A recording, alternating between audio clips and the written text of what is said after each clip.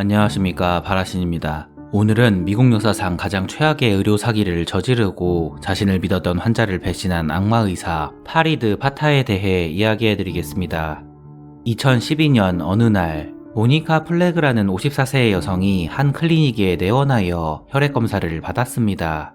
검사를 마친 의사는 모니카 플래그의 혈액에 이상이 있음을 알아차렸고 즉시 그녀를 미시간주 디트로이트의 최고의 암 전문의 파리드 파타에게 보냅니다. 당시 암 전문의 파타는 공격적인 항암 치료와 높은 완치율로 진료를 시작한 지 10년도 안 되어 디트로이트 최고의 혈액 종양 클리닉을 설립한 명의로 유명했습니다. 2012년 7월 파타의 병원에 내원한 모니카는 그에게 진료를 받게 되었고 파타는 그녀에게 다발성 골수종 진단을 내립니다. 파타는 좌절감으로 힘들어하는 그녀에게 너무 일찍 암에 걸리긴 했지만 평생 항암 치료를 받는다면 생명에 지장이 없다고 안심시키며 그녀에게 화학요법을 통한 치료를 제안합니다. 모니카는 항암제를 투여받기 전까지 수많은 검사를 받게 되었고 드디어 2013년 7월 1일 처음으로 다발성 골수종 치료제인 벨케이드 주사를 처방받게 됩니다. 힘든 치료를 받고 집에 돌아온 모니카는 여행 가방을 풀다가 침실 바닥에 있는 여행 가방에 걸려 넘어져 다리가 부러집니다.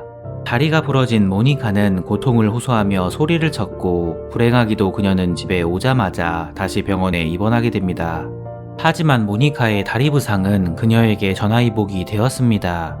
그 당시 모니카의 주치의 파리드 파타는 자신의 고향인 레바논에서 휴가를 보내고 있었습니다. 결국 병원 의사 중 한 명인 사울 몽골레이가 파리드 파타를 대신해 그녀를 진료하게 됩니다. 2013년 7월 4일 사울은 휴가를 떠난 파타를 대신해 파타의 환자들을 대상으로 회진을 돌고 있었습니다.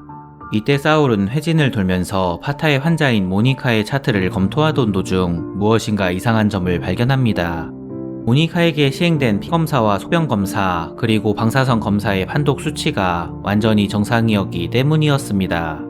다음날 사울은 모니카의 모든 진료 기록을 검토했고 어느 곳에서도 그녀에게 항암 치료가 필요하다는 검사 결과는 나오지 않았습니다. 사울은 즉시 모니카에게 이 사실을 알려줬고 당신은 암 환자가 아니며 더는 항암 치료를 받을 필요가 없다고 말해줍니다. 충격을 받은 모니카는 순간적으로 자신이 암 환자가 아니라는 사실에 기뻐했지만 암에 걸린 줄 알고 살았던 지난 시간을 생각하자 분노에 휩싸이게 됩니다. 모니카는 암 치료를 받기 위해 시간과 돈을 날렸고 치료를 위해 회사까지 그만둔 상황이었기 때문이었습니다. 사울은 평소에 파타의 공격적인 항암 치료에 의문을 품고 있었고 항상 파타가 자신의 환자를 개인적으로만 치료하고 다른 의사들과의 협조를 멀리하는 것을 이상하게 생각하고 있었습니다. 사울은 모니카뿐만 아니라 파타의 모든 환자 기록을 검토했고 조사 결과 파타의 비윤리적이고 불법적인 의료 행위를 발견합니다. 사울은 이 사실을 공론화하였고 결국 모니카의 다리가 부러진 지 몇 주 후 파리드 파타는 FBI에 의해 체포됩니다. 환자를 배신한 악마 의사 파리드 파타는 1965년 레바논에서 카톨릭 집안의 아들로 태어났습니다. 1992년 의대를 졸업한 파타는 본격적으로 의학을 배우기 위해 미국으로 이주합니다. 그는 1993년부터 1996년까지 레지던트 생활을 했고 1996년부터 1999년까지 병원에서 혈액종양학 펠로우를 하였습니다.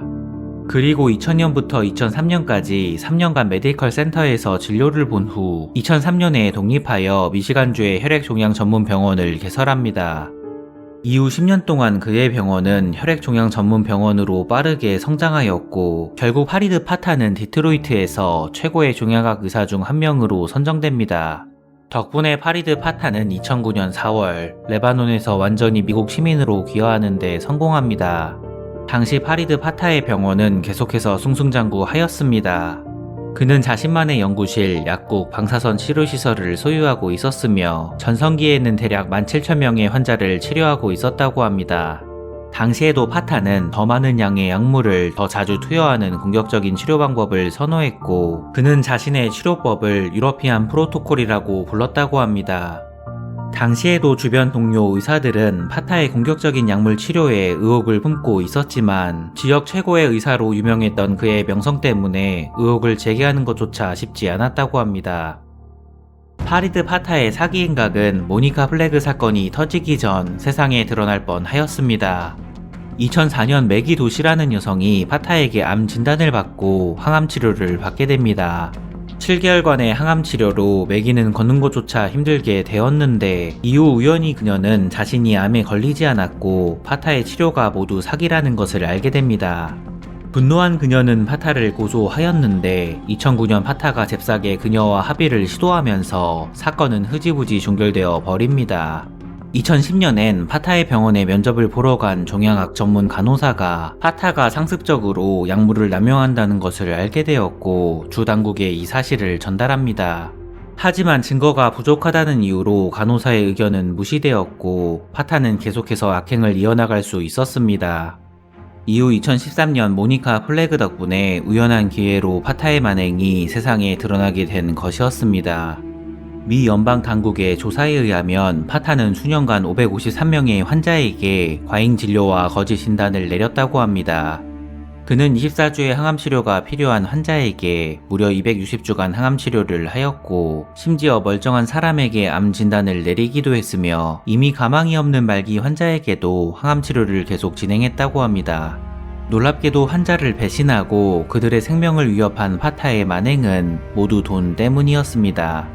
파타는 과잉 진료와 사기 진료를 통해 환자들의 보험회사와 노인의료보험인 메디케어에 부당하게 보험금을 청구했으며 그 금액은 우리 돈으로 약 400억 원이었다고 합니다.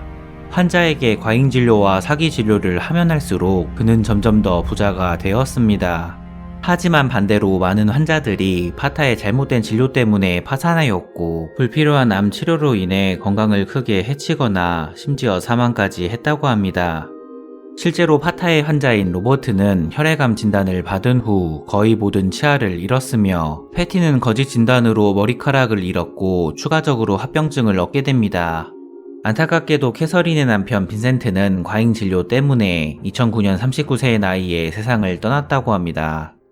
이렇게 파리드 파타의 환자들은 직장, 가족, 그리고 시간과 돈 등 모든 것을 잃게 되었고 심지어 생명까지 빼앗기게 된 것이었습니다. 2015년 7월 10일 파리드 파타는 처음으로 법정에서 진술을 하게 됩니다. 그는 자신의 행동에 대해 끔찍하게 부끄럽다고 진술하였고 돈 때문에 이렇게 파렴치한 범죄를 저질렀다고 시인합니다. 검찰은 파리드 파타에게 징역 175년을 구형했으나 법원은 결국 그에게 징역 45년을 선고합니다. 파타가 받은 형량은 검찰이 구형한 형량의 4분의 1에 불과하여 수많은 파타의 피해자들이 분노하였습니다. 하지만 다행히도 판결 당시 파타는 50세가 넘는 나이였고 그의 가장 빠른 석방일은 파타가 86세가 되는 2051년이기 때문에 그는 아마도 감옥에서 죽을 가능성이 매우 높아 보입니다. 어처구니없게도 2018년 5월 파타는 법원에 자신의 유죄 판결을 철회해달라는 요청을 합니다. 파타는 재판 당시 변호사가 자신이 재판에서 이길 가능성이 거의 없기 때문에 만약 패하게 된다면 종신형이 선고될 것이라고 겁을 줬다고 합니다. 변호사는 파타에게 죄를 인정하는 것이 재판에 유리할 것이고 죄를 인정만 한다면 종신형이 아닌 20년형을 받게 해주겠다고 말했다는 것이었습니다. 하지만 파타는 결국 종신형이나 다름없는 45년형을 선고받게 됩니다. 파타는 자신이 변호사에게 속아 유죄를 인정했기 때문에 재판은 완전히 잘못되었다고 말하며 자신은 여전히 결백하다고 주장하고 있으나 그의 황당한 주장은 받아들여지지 않고 있습니다.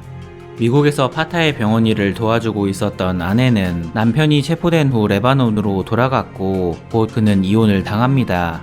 자신을 믿었던 환자를 배신한 악마의사 파리드 파타는 돈과 명예, 가족 모든 것을 잃고 감옥에 수감되어 죗값을 치르게 되었지만 아직도 그에게 피해를 받은 환자들의 상처는 아물지 않았다고 합니다. 영상을 재밌게 보셨다면 구독과 좋아요 부탁드리겠습니다. 감사합니다.